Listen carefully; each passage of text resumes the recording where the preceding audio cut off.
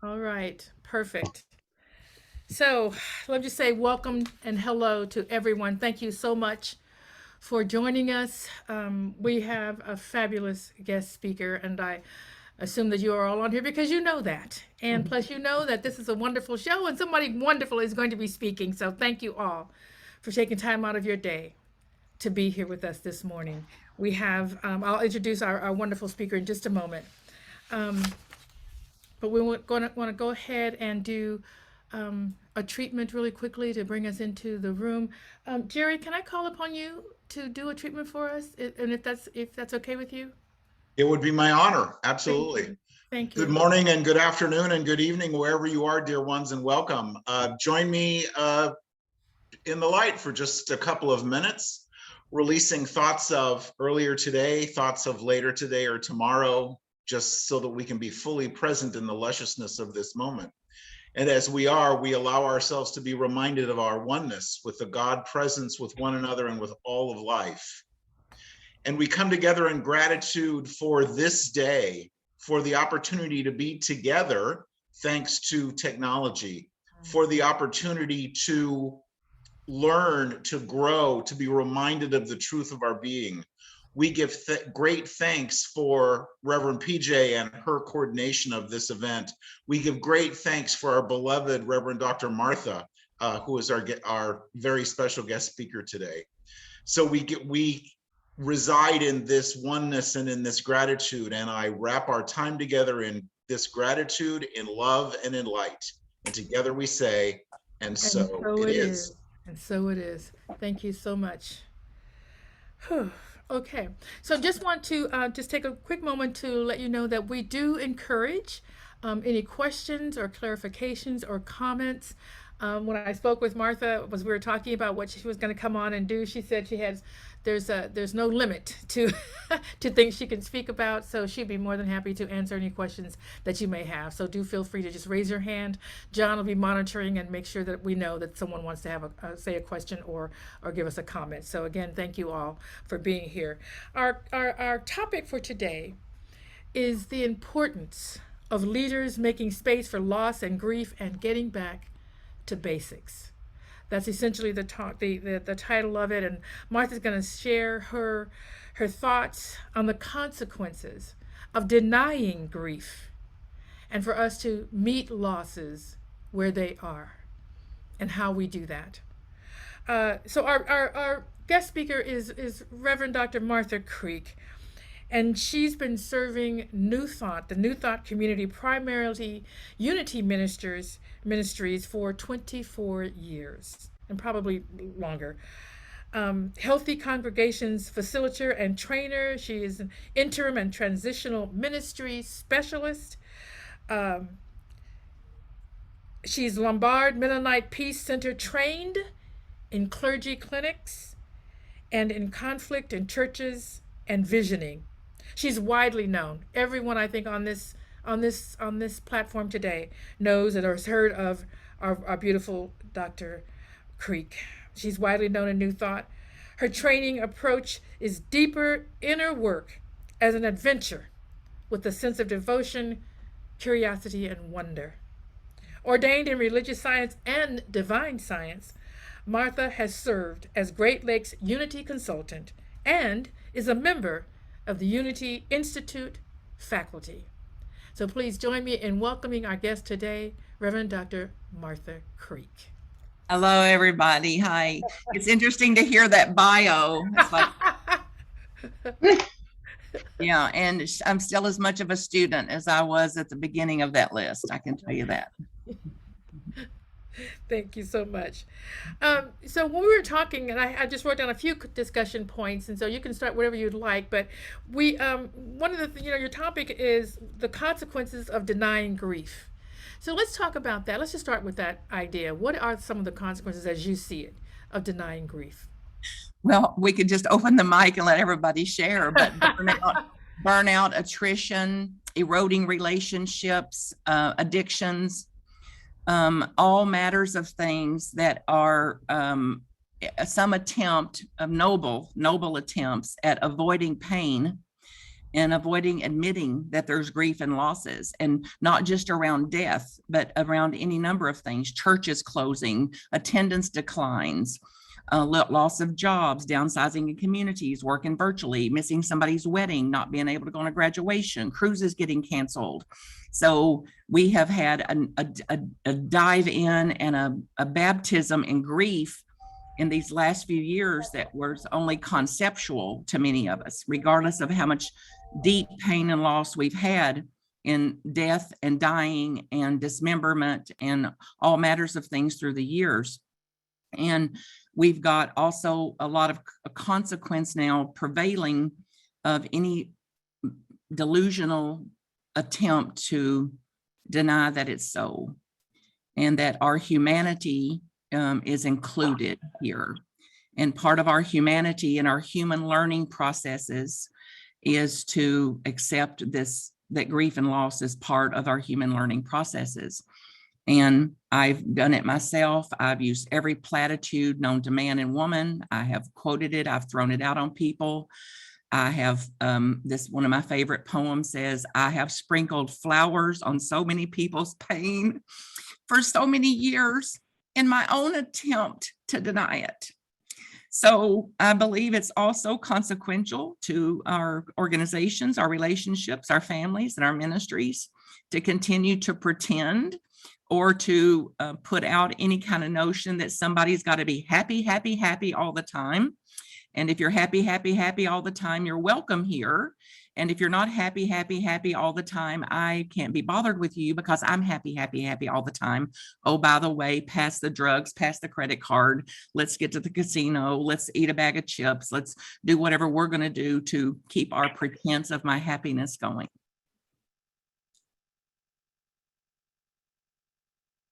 So we could talk, you're muted now, and we could talk the rest of the time on consequences. Okay. One of the things as you're talking and you're saying all these different ways in which we deny, one of the things that I find really difficult about grief is even recognizing that that's what's happening.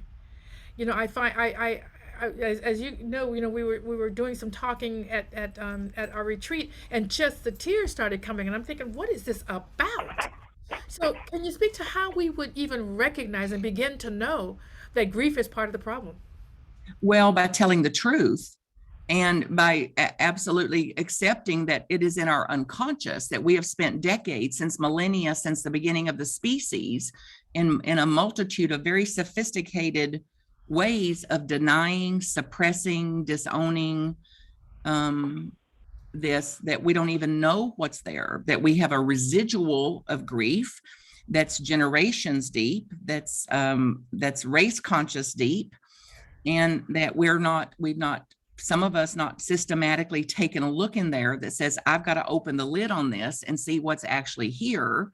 And it's very, very, very scary to do that. Yes. Very, very scary territory. So the minute we kind of get on the edge of that pain, it's like, oh, let's slam that door shut and go back to my best attempts to pretend I didn't just see that or just feel that.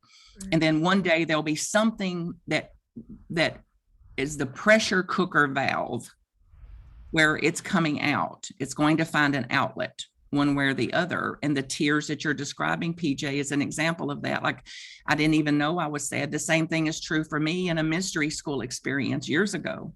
And the section we were working on was grief, the heart, actually the heart space, in the center of our being, the heart, and the chakra energy of the heart. And they said, this is our chance to be, to hold space for grief and grievers. And I said, and they were worried that there wasn't going to be enough staff to kind of do that based on the grief that exists. And I said, oh my God, I can do it. Like, I'm not grieving. I don't have any loss. Like, I don't have, oh my God, I've never had anything bad happen to me. Oh my God, like, sign me up. Like, oh yeah, I'm all in. And then the drum started. This primordial African drum started. This Sabamfu, our teacher, started just on this drum. And I ran like a sprinter to the altar and got down on my hands and knees with my head on the floor and bawled my ever-loving guts out. And I don't know what for. Okay. I don't know what for. I couldn't identify anything that I was grieving or had grieved to those depths. And there it was. So for me, it's not a matter of if, just when. And I'm much more purposeful now to do it on purpose and to do clear purification processes that is willing to take the lid off of this and look at what's there and the shards of this. And if our teachings are true, then anything that's unresolved, unhealed, unattended to is a magnet to attract to itself that. So it actually grows. So we've got a lot of hopefully indicators and hopefully some inspiration to say that I'm going to continue to look at this and to tell the truth about what I'm seeing, and then to take out a root system that is not something I want to be growing, and to put another root system down, new thoughts, new teachings, new ideas. Thank you so much. You, as you're talking, you said you are much more purposeful now. Talk to us about that. What does that mean? You're much more purposeful about defining it, finding it. What are you much more purposeful about, and how are you purposeful? Well, being authentic about it, telling the truth. I'm also with people that I trust and I believe have some trust with me, being able to say, I want to take a look at this with you if you're open to, or I know the pain of denial, and if you want to look at that, I'm open to that. I'm not as quick to do that anymore because I'm devoted not to take people's hope from them. And there's some aspect of me that's hell-bent on taking people's hope from them. And by that, I mean false hope. This delusions that we're not going to have pain or suffering or losses or something, that we're going to be here in this human experience and bypass all of this. I also am purposeful to look to see at what caused the upsets in me before they get so extreme. So I'm quicker to attend to it instead of suppressing it, depressing it, and disowning it. I'm also more called then to go back to the basics of some of the teaching, our teachings, and what is based on these how to do church experts. Many of us here are involved in churches, not everybody, but even if you're not, this I think applies to our families, to our relationships, significant relationships, workplaces, or ministries. That back to the basics on these things, meaning the ones that are going to have the stamina and the resilience to be able to see this through and to fulfill this calling that we have, calls us to operate in the basics of this, which is back to our teachings, the importance of prayer, the importance of mind treatment, and not just talking about prayer and talking about treatment, but actually in practice of that. And that we then extend that to others. You know, so many people say new thought is the best kept secret. And it's like, if new thought, that's not something to be proud of. It's like we have allergies. I have an allergy to it. I still do, even after all these decades of the notions of evangelism. Instead of it's time to do some evangelism. It's time to say, this is what works for me. This is my teaching as I understand it. And I want to offer this out to the world. So one of my primary mission is to serve those who serve and to get empowered teachings to the whole of the planet. So not to be so kind of afraid or worried about offering these teachings out because I'll be seen as an evangelist or, some snake oil salesman or something. It's like they can't have a thought about me I've not already had about me. It also means, I think, PJ, dealing with this and the consequences of this, or the toxicity of this suppression, depression, denial, and to deal with that more quickly, to not let that go as far. And I've never met anybody that said, oh, I'm glad I put that off all those decades.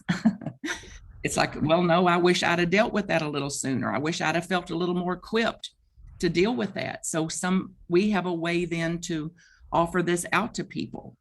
It's also, I'm much more mindful about knowing that this is developing a stamina in me, a grit in me, a resilience in me. and that I'm going to have to cultivate and have if I am going to serve the mission that I believe I have here on the earth, that I cannot do it without grit and resilience and tenacity. So I'm mindful then to be tending to that, and to keep joy alive, that even in the losses and even in the heartbreaks and the decline and the closures and whatever else is happening, the losses, that there is an element of joy that is tended to. I'm very conscious to keep levity in what I do and to stay as playful as I can. When I have a very thick wiring for seriousness and uptightness in getting it done. It's also that is also anxious. Anxiety is a symptom. It's a symptom. So seriousness is a symptom of anxiety. So I'm mindful when I start to get too serious that I've got to back it on up and bring some levity to this and get a hint of playfulness going here. And I know that I've got to, for me, that there's no formula for this, and that whatever works for me may not necessarily work for others, and to continue to broaden my approaches and to broaden my own bandwidth for my own humanity. And therefore, I have a better capacity to serve the very broad bandwidth of humanity. Gotcha. Martha, you've said quite a few things, and I've written down quite a few questions, but I do want to just open it up real quickly and just see, does anyone have any comments or questions for Martha? Missy has her hand up. Yeah. Missy? Martha, I think it was a couple of weeks ago, you had talked about grief, and I found that last week, I woke up and I felt something, but I didn't know what it was, and someone had said, well, how do you know whether it's grief or not? And I didn't know. And what you had brought up something about sitting with it.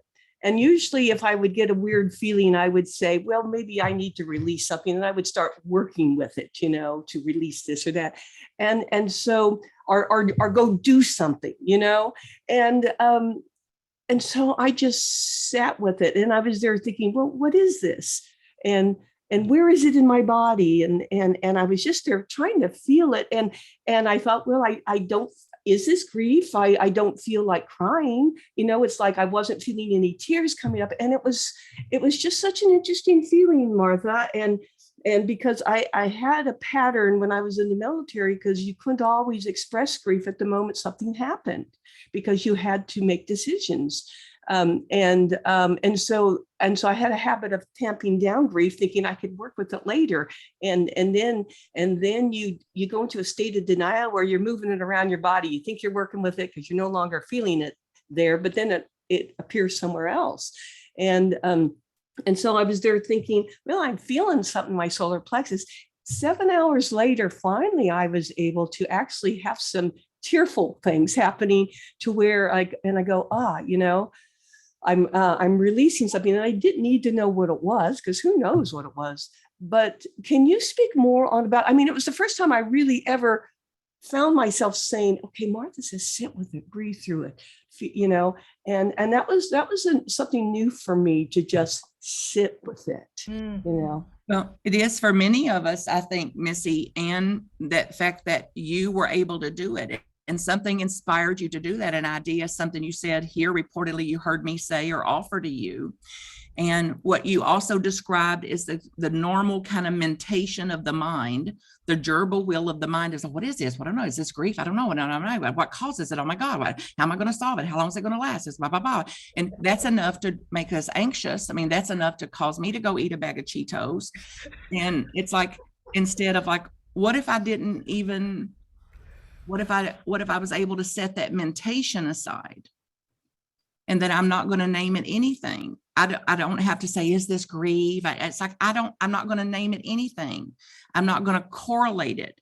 And the mind has an addiction to speculation, to theorizing, to figuring it all out, to getting an answer, to I need to know. And it can just drive more anxiety and more feeling than we already have, versus I can just be with the feeling, not name it anything, not correlate it to anything, not go attach it to, oh, that's my mother issue thing. which could be likely, but it's likely not going to be helpful if I want to just turn attention in an understanding way to the feeling. Then whatever the feeling is has a space here. And if the science is true, there's no feeling of any kind or any depth that won't pass.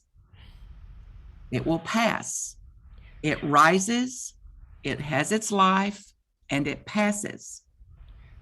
It rises, it has its life, its expression, its feelings, its body sensations, its whatever, and it passes. And we're not all that practiced, some of us, at giving it that kind of space to do it. And you can think about a baby, for example, that may just be laughing its head off and then crying in the next millisecond. And it's like, that's like the body's feedback about how quickly things are passing through. And instead, and it wasn't, we didn't believe safe and not safe for some of us as children to express that in our jobs, the military, even in office places, workplaces, as a parent, the ministry, that we're not going to be all that popular for some if we emote everything that we feel or try to express all the feelings that are running through, versus then all of that does get set aside, a residual is built, suppression, depression, denial, whatever, that's all waiting for us to tend to it to some degree. And what you described, Missy, is a powerful example of what can happen. And whether it takes 7 seconds, 7 minutes, or 7 hours, then it is my job, for me, in a path of self-realization and in a path to serve those who serve. It's my responsibility to tend to that, and to the degree that I can, that I'm able to sit with others in the depth of any emotion that they have. Thank you, Martha, and thank you, Missy, for the question or the comment. I know that when there's some grief coming up for me, there's a fear of just, where is this going? And how long is it going to last? Back to those questions you were talking about. And can I get back out of it? Because in the middle of grief, I feel like I can't do anything, like I'm stuck here. And so there's a fear. Can you speak to that at all? Well, yeah, it's not true. Okay. So I feel stuck. And if I feel stuck, it's an indicator that I'm thinking that I'm stuck. Okay. If new thought teachings are true, I have a thought that I'm stuck, that I'm going to have a feeling that correlates that. Right. So then if I want to have a different feeling about it, I'm going to have a different thought about it. Right. And that then I also can question, is it true that I'm stuck? It's like, I'm still aware. I'm self-aware. I'm self-regulating, even though I feel stuck. It's not true. There's breath going. I can stand up. I'm brushing my teeth. Like there's something going on here that will balance this notion and this feeling and the terror of being stuck. And it's very alluring to spin around in that I'm so stuck, I'm so stuck, I'm so stuck. I've been stuck for 3 months. I've been stuck for 6 years. All my whole life I've been stuck. And it gets off then on awfulizing that, instead of cutting through that to say, I've got to interrupt this thought. I've got to interrupt this feeling to say, what is actual about this? Is it true? And either I'm going to go into an inquiry about it, which is considered cognitive behavioral therapy. Is what I'm thinking true? Is it actual, factual that I'm stuck? Well, that's just a concept. That's just a theory, and the higher part of my brain can see it.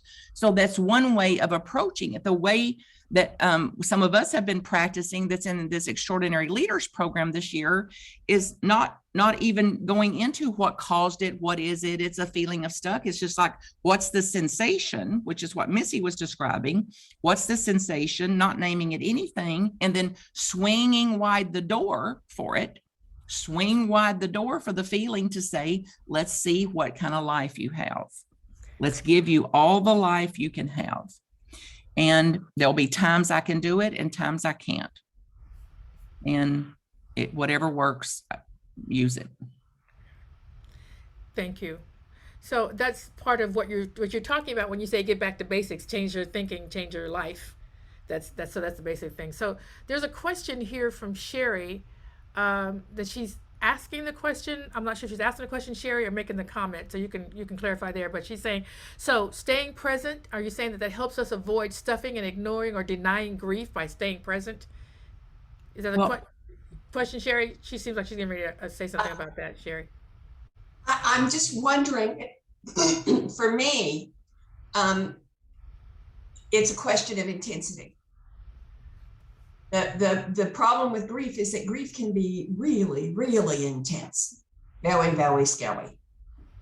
And being present minimizes the intensity of the scariness. Because if I'm present, I can't be afraid, because fear is based on something that could happen in the future.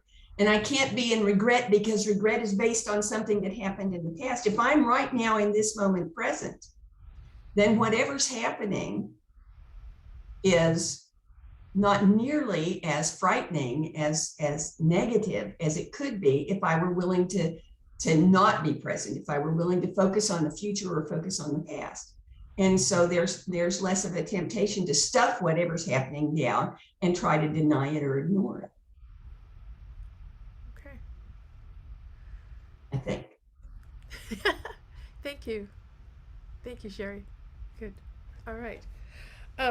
So you said a couple of other things, and so you said so many things, and I wrote down some questions. So I feel like it might be like I was jumping around, but you said that all the things that we have in New Thought and all the wonderful teachings that we have, and yet it's the greatest or biggest secret that's going around, because we don't want to be evangelical. So what would us going out and talking about and sharing these basic concepts look like for you or for the rest of us?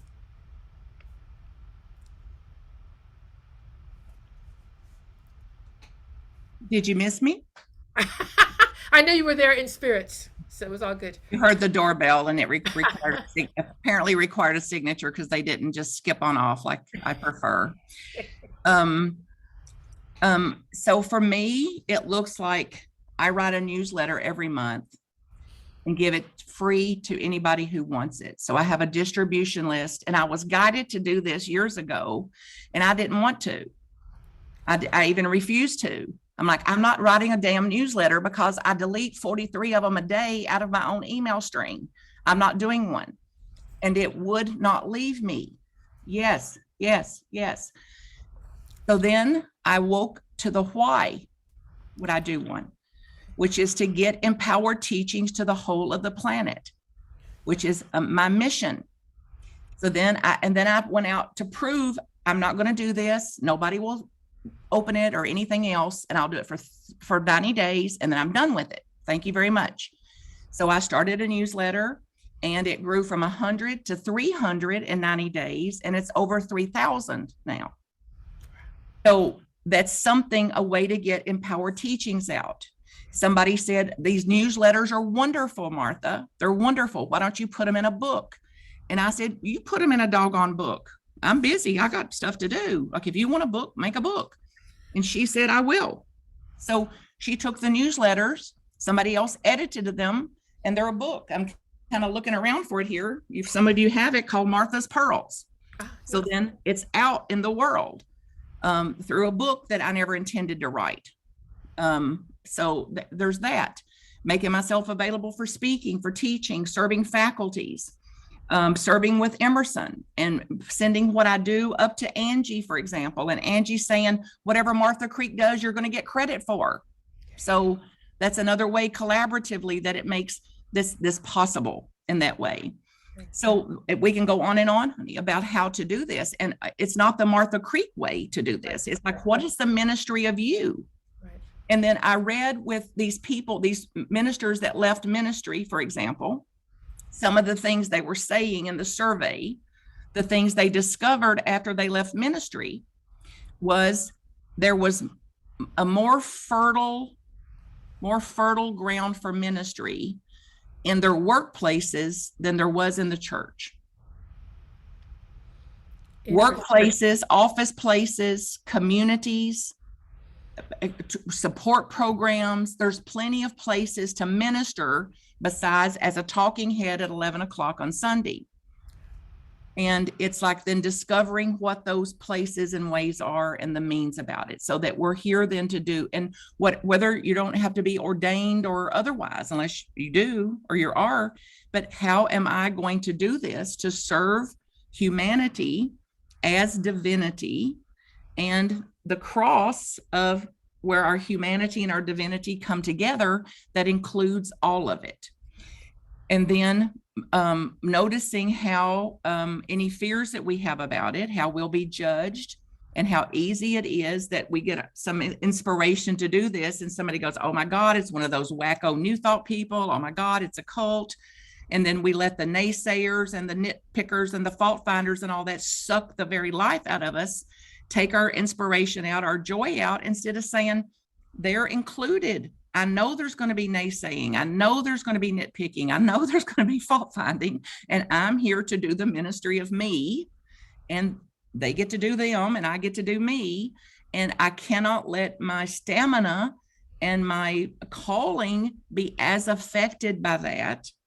And doesn't feel good. Nobody wakes up and goes, oh, I can't wait to read all the criticisms about me today. Oh my God. And oh, I can't wait for my amygdala to fire, like I'm in danger when there's no threat in the field. So nobody wakes up, running toward that. And as leaders, we absolutely have got to equip ourselves for this.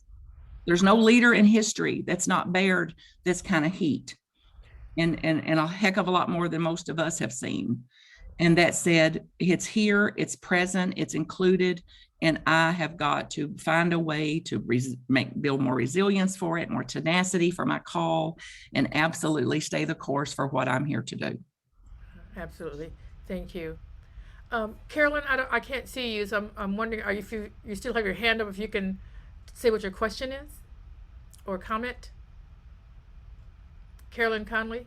Yes, thank you. I just unmuted. Martha, we've met before. I've gone to some of the Anton conferences before COVID. I just want to reinforce what you said about ministry wherever you are. I work at a large government facility, and I've worked with the EAP, Employee Assistance Program, for 18 years, once a month. I've been managing an Al-Anon meeting. Twice a month, a notice goes out in the daily listing of all activities, announcing this, and it always starts with a slogan as the first 3 to 5 words. That goes to over, several thousand people. I recently got permission to put a posting for Al-Anon on their national EAP webpage. I realize this is not directly unity, but it does contribute to the greater good. And so I'm just trying to give you an example of what is possible in the workplace, working through channels. Thank you, Carolyn. I remember you well. You did a presentation for us, honey, in a workshop, and I hope you'll come back, honey, and continue to share your teachings and your embodiment of the teachings with us as you're able, and to participate in what we're doing.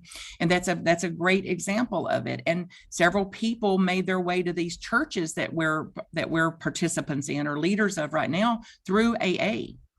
And through sobriety and living sobriety. So there it's very much a heartstring there in these organizations and what brought us together. Thank you so much, Carolyn, for your comment and for being here today. Thank you, Martha, for responding to her question. We talked about a couple of other things that you were doing, something, and I can't remember exactly what it was, something about lunches or going to lunch with people. Do you remember talking about that with me? Can you share that a little bit? Because we also talked about there's a just going to the community college, and for here there's a senior classes, and so I just started teaching a couple of classes, and I do a meditation class for an hour and a half, and for about 80 minutes, it's just talking about new thought. It's quite amazing. So that's just one way. And both the classes that I teach, it ends up talking about new thought, because people have so many questions about why they aren't where they want to be. And so we just start talking about those things. So it's really, you're quite right, that it's just anywhere you want to start, you just start talking about the truth, and that's what works. Yeah, as I reflect on it today, you know, and the opportunities and the invitations. So somebody, I was teaching financial peace in the Unity Church I was serving at the time. This is nearly 20 years ago. And somebody said, this has changed my life. I'm transformed by this. And he said, I'm the head of the minority department or a section or whatever they call it at the University of Louisville. Would you come and teach this to the people I serve over there? And I'm like, yes. And he set up the room, had lunch for everybody, and I went in and did my thing. And it was easy peasy. There wasn't any contracts. I didn't get paid for it. I didn't need to be paid for it. And he got to serve the people that he was there to serve in a way that was outside of their set curriculum, that he thought was a foundational piece of their well-being and their livelihoods here in as minorities, or in as immigrants in some cases. So there's so many opportunities like that, and to stay present from it. And I got an email this week that said, hey, Reverend Martha, I know that you're going to do, I know that you're aware that you're going to be the keynote commencement speaker at the upcoming Unity graduation and ordination. And I get the privilege of introducing you. And I didn't know that. And I even said, are you sure? Like, what is your source on this? Because there's several reasons that this is not going to be popular with some. And she said, I said, so go check your source, make sure it's this Martha, and make sure it's accurate before we kind of proceed with this. And she came back and said, oh, yeah, it's accurate. She's clear. She knows who you are. And by the way, another piece of information is it's the student's choice. It was the student's choice for the speaker. So this is a manifestation of what I have dreamed of, treated for, prayed for, and WORK'd for years, that I get these particular empowered teachings to anybody that thinks they're going to serve a ministry before they hit the ministry field. Okay. And that then being a part of this faculty and through this institute's training, I've been doing that now for about 10 years. And then it's evidently time now to bring it into like a keynote, so that they'll hopefully get to hear what I've put forward today about the basics of what it's going to take, I believe, to hang in here like a hair in a biscuit to what our calling is, and to stay present to ourselves, and to be more self-referring and self-realized than we are other-realized or other-focused. And to the degree that we can do that, we're going to have a better time of it. I have a better time of it. I'm sorry. I have guests here, and you're cracking them up. It's just, I have to keep muting. I've done my job. If one person laughs, we have moved into a different part of the brain. So I've done my job. Oh my God. Thank you so much, Martha. I love you. Are authentic and real all the time. And so thank you so much for being you. You talked about so many things. I have this whole list of stuff that you talked about, but getting back to basics and pastoring people. So we're talking about that. And you said a couple of things, that the reason people are here, and I'm thinking you mean here at the center, or here in front of you, or here to be in front of a pastor, is they're here to learn, to be cared for and nurtured, to be part of a like-hearted tribe, and to be challenged. So speak to us about that, about what it's like to pastor people going back to the basics. Well, all of you've heard the adage, like, ministers exist to comfort the afflicted and to afflict the comforted. And it's like most of us tend to do an extreme of one, not the other. So we've taken on a cloak to be the comforter. Just peace at any price, never ruffle a feather, can't bear a wrinkle. Oh my God, who's mad at me? Or we're like don't let the door hit you in the butt on the way out. If you don't like what I'm saying, go find you a place down the road. So we have a tendency to kind of live in the polarities of those instead of in the middle of that says, I have got to be a place of comfort, a safe place, a place for people to land. And to do that is my own calling. That may not be your calling. I also, because of how much I value growth and development and evolutionary processes, I challenge myself. So I'm likely going to be bringing challenge to you to say, let's look at that, or what's that getting you, or what's the consequence of that, or what's another way to see that, and to understand that not all people want challenge. They simply don't want to be challenged. And even if they're kind of inclined for challenge, they can't be challenged all the time. They need just a place for some full-blown compassion, understanding, deep listening. I see where you're coming from, and it's like, when in doubt, do what a dog would do, which is just go lay your head on their leg when no words are necessary. And whatever comfort that we can bring without trying to whack them over the head with some teaching or some platitude or something like that. I believe that we've gotten away from it some, and I'm observing myself, the tendency in me to do it, but I also observe it in the organizations I serve and the movements I serve. And that is that this notion for pastoral care has lost some flavor, and that we have even developed some allergy to it. Like, I don't want to be around the sick and dying. I don't want to hear that. I can't hear people's woe stories. I cannot deal with pitifulness and things like that. And it's like, that is a real part of our human processes, and it's included in that. And then these heartstrings for people to put that out there. And one of the things that I wrote in this commencement thing that I'm preparing was, if you ever think, that you're too important to help somebody, you're not that important. You're not that important. And my favorite quote of all time, you cannot make a bean plant grow by pulling on it.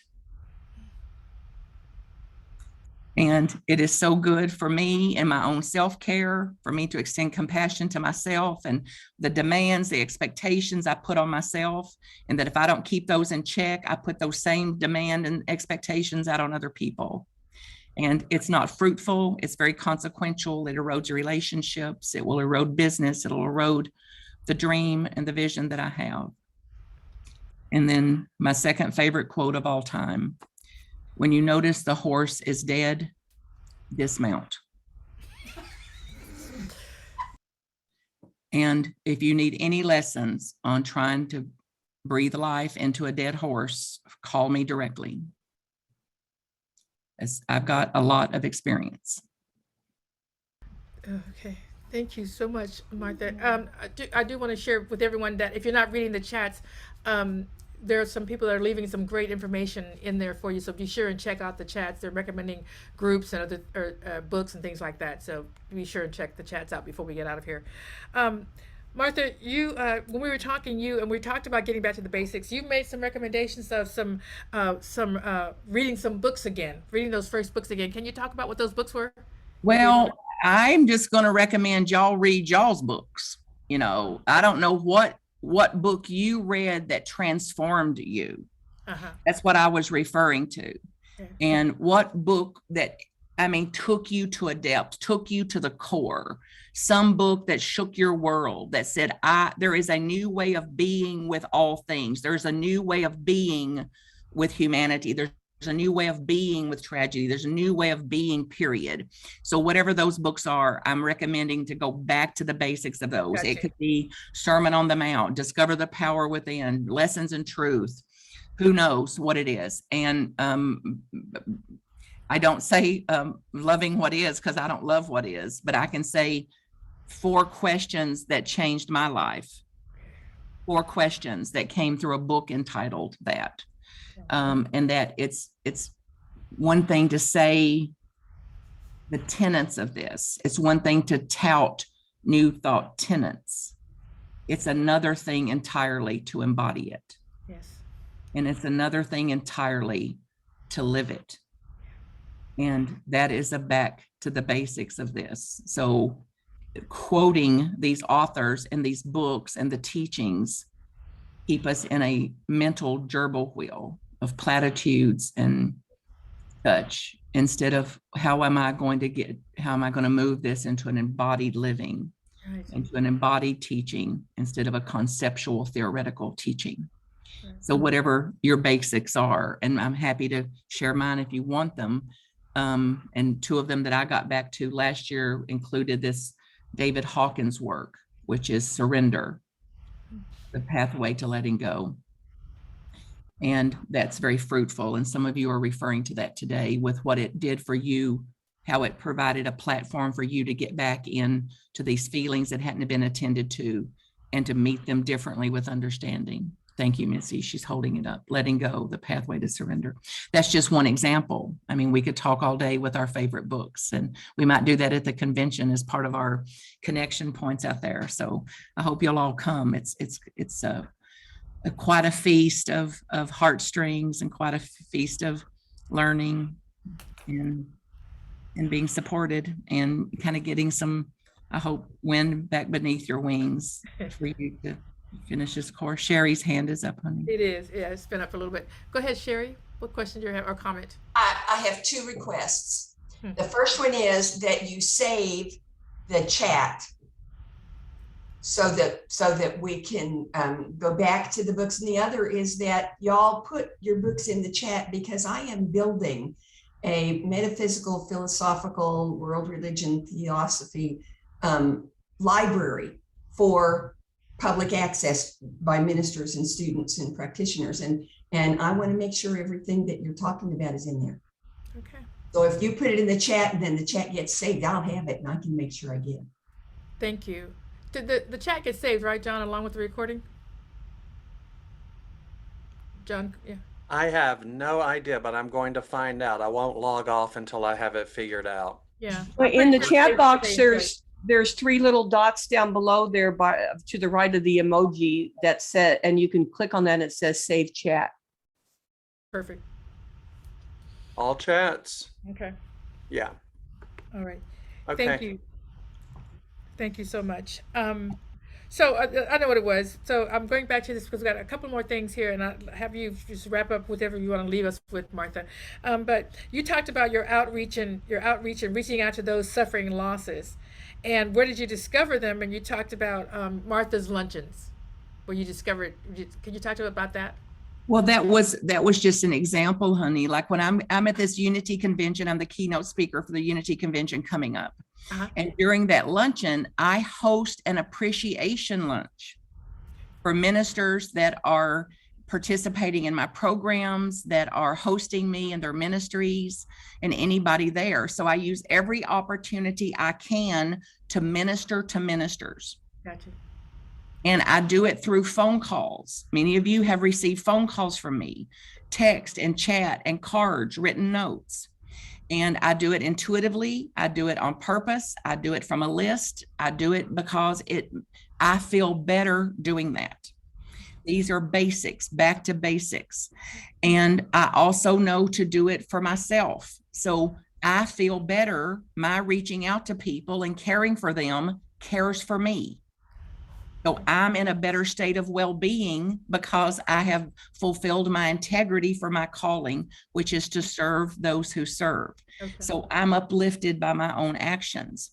So that's just one example, honey, of how to do this. Okay. It can be through classes, workshops. I did that grief series last year, 5 weeks, and I resisted that like nobody's business, and it would not leave me to save my soul. And then I recruited people that know something about grief that I knew would tell the truth about it, that wouldn't come on there and quote things about grief, but would share their own life story about that, and so that we could be witnessed. And then I was called to repeat it, to do it again. So I did it 5 more weeks this year. Some of you are on that, and again reached out to people that have done this. And I didn't cost a thing. It didn't require something. It wasn't marketed. It wasn't anything. And there was 50 some people on those classes for 5 straight weeks. And then, and there's no limit to this. I mean, those are just a tip of an iceberg of what's possible to serve ourselves and our own calling, and to fulfill the calling that we have of our own heart, and then to do so uplifting humanity. And what I believe at the core of me is, together we can do what I cannot do alone. And together we can do what cannot be done alone. And since the beginning of time, everything that mattered, everything that really brought about a significant shift, and this is Margaret Wheatley's quote, I think, was done by a very dedicated small group of people. Thank you. So I take it to heart. You do. I'm going to, Celeste, I know you have your hand up, so I'm going to call you in just a second. I just want to wrap up or summarize what you just said. One of the things that helps for me is getting some steps to understand what someone's saying, and then just kind of say, okay, well, they said, do this, do this, do this, and do this. And what you just said, what I heard, some of that was that you said, first of all, what you're advocating is do what's yours to do. Whatever's calling you, whatever your passion is, do that. But how you do it is finding outlets for doing it, whether you do a newsletter, whether you do a luncheon, whether you teach a class, whatever, whether you just go into Walmart and start talking to people, it doesn't matter. Just find an outlet for sharing your passion. And the thing that you said that actually helps me as well is, because one of the things that stops me, and I think others too, is I don't know how to do this. But what you said was you found experts. You didn't just take it on yourself. So you knew what you wanted to talk about, and you found experts who could help you with that. So that's a wonderful thing. And then you just, let's see what happens. You put it all together and you put it back in God's hands, which is what we talk about. What is yours to do, and then let God do the how. So so that was a beautiful thing. Thank you very much. Celeste, what does you want to share with us?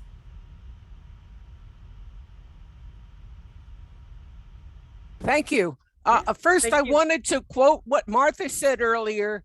If I want to have a different feeling, I have to have a different thought. Right. And the thing is that our subconscious mind, if we don't direct it, it tends to wander off. And that's why it's important for us to be what I call a lighthouse rather than a tugboat of positivity, and making sure that our own daily spiritual practices include uplifting ourselves and keeping our thoughts on target. Amen.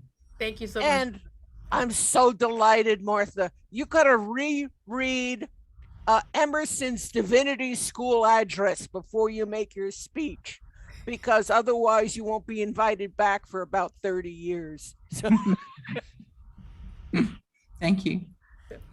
Thank you so much. So we're coming kind of towards the end of it, and I have a couple of things that I want to share.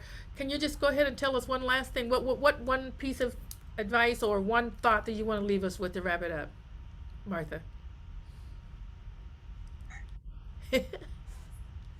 You can't do it wrong. Absolutely. You don't have the power to do it wrong. You're not alone, even when you feel alone. And it'll take longer than you like. Right. Thank you so much. Thank you for being here with us today. Thank you very much, all of you, for being here.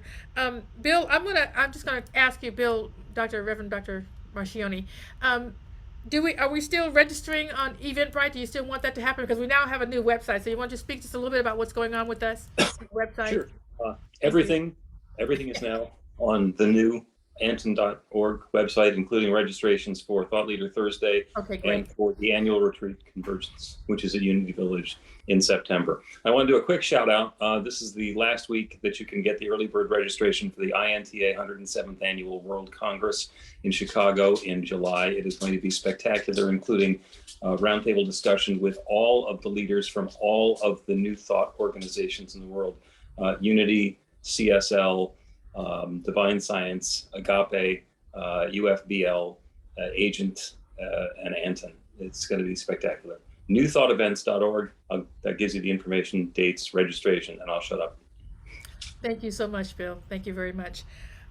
So we do have, so that's just a, you don't have to register, but we would appreciate if you would register for the Thought Leader Thursday. It's the final Thursday of every single month. Our upcoming speaker in July is Margaret Marcuson. She is a writer. Please go and check out her website, margaretmarcuson.com. She is a recommendation from Martha. Martha, could you speak just a little bit about her? It's Margaret Marcuson, and she's clergy, serving clergy. She's as embodied as anybody I've ever met in my life. Her tenets of her writing are sustainable leaders and what it's going to take to sustain these times and how to keep ourselves in balance while we keep our books balanced. So join in. Time well spent. Thank you, Martha. So we just finished the virtual retreat. We talked about that last time. It was in April and it was fabulous. If you missed it, Bill, where can they see it? That question is going to be for Robert Brzezinski because it's on it's on the New Thought Media Network. Okay, Robert, can you speak to us about how they can look at the virtual retreat that they missed, or even saw it? I'm going to see it. Yes, it is on New Thought Media Network's YouTube and Facebook page. I would suggest going to the YouTube page, and once you're on our YouTube page, I'll drop a link in here. Do a quick search for ANTN and it'll come up. I'm sorry, tell us the YouTube page again. Yeah, I'm going to type it into the chat right now. It's youtube.com/New Thought Media Network. Got you. All right. Perfect. I see it there. Thank you so much. Okay, so we do have just a couple of things that are coming up. As Reverend Dr. Bill talked about, the 107th INTA World Congress happening in July 18th through the 21st. Our own ANTN retreat is happening September 26th through the 30th, and that is just going to be a fabulous time. Oh, thank you. We have another one that's coming up at Unity Village called Celebrating Our Soul. And that is a conference by people of African descent. And that is August 11th through the 14th. And also Big Sky, which I believe is one of the longest running New Thought retreats. And it is happening on the weekend, Labor Day weekend, which I think is September 4th. So it's going to be 5 days, and that's happening at Big Sky. So we do have our lovely Reverend Allie, who is on the board of Big Sky. So if you haven't gone to see that, that is a wonderful thing to go and see. So we're just about wrapped up. Does anyone have any last comments or questions? I see you have your hand up, John. Or yeah, Janine had a question. Janine had a question. And is Janine still here? There you go, Janine. You have a question or a comment? You're muted if you're speaking. You're muted, Janine. I can't hear you. I don't know what's going on. We can't hear you. Can you guys hear her? No, she's not muted, but we can't hear her. Yeah, you might just check to see if your microphone is on and look on your computer where the microphone is and see if you're connected. Yeah. Okay. Well, while you're all right. Well, maybe you can type it in the chat, whatever what you want to tell us. Okay. Thank you. All right. So I think that's it. We're just a little bit early, but we've got like 2 minutes, so we could just have a praise time if we want. But anyway, thank you so much, Reverend Martha, for coming today. Oh, Steve, you have a question? No, I was just going to offer everybody donuts if they were interested. Yes. Thank you. Beautiful. Are those East Coast donuts? They're gluten-free, sugar-free, calorie-free. Excellent. And they're kosher for those of you who keep kosher. Thank you so much, Steve. We can count on you for that. Jerry, I see you have your hand up. Just really quickly, and Steve, munch, thank you so much. Just a reminder, we do this every month on the last Thursday at 9 a.m. Pacific time. We've had some amazing speakers over time, and recordings are available on our YouTube page, which is ANTN Members and Friends. So I invite you to go there and take a look and a listen to previous month's recordings, and today's session will be available there quite soon as well. Thanks so much, Martha. Thanks, PJ. Thanks, John. Thank you. We have another time for just one more question. Lisa, do you have a question there?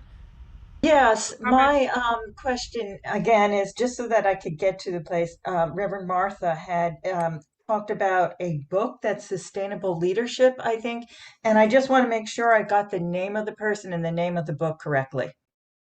And I'll put it in the chat, and it's Margaret Markuson. And don't ever depend on me to get a book title correct. Her website I put in the chat box. Okay, you already did that. Thank you very much. And I'll put it in the chat too, the name of the book. Okay. Celeste, we're probably about 30 seconds, so you have a... Okay. A Dream Too Wild is a new book out, and it's 365 meditations by Ralph Waldo Emerson. And this is in honor of his birthday yesterday. Oh, beautiful. All right. The book title is yes. A Dream Too Wild. Okay. Thank you. Martha, were you going to tell us the title of Margaret's book? Leaders Who Last. Leaders to Last. All right. Leaders Who Last. Leaders Who Last. Got you. All right. Again, thank you everyone for coming. We so appreciate you. We hope to see you again the last Thursday of each month, and be here for Margaret Markuson. Thank you all so much. Have a great day. Thank you. Thank you. Thank you, Martha. I love you. Love everybody. Thank you, Martha. Love everybody. Bye. Love you all. Thank you. Bye, guys. To stay. Oh, no, you're muted, John.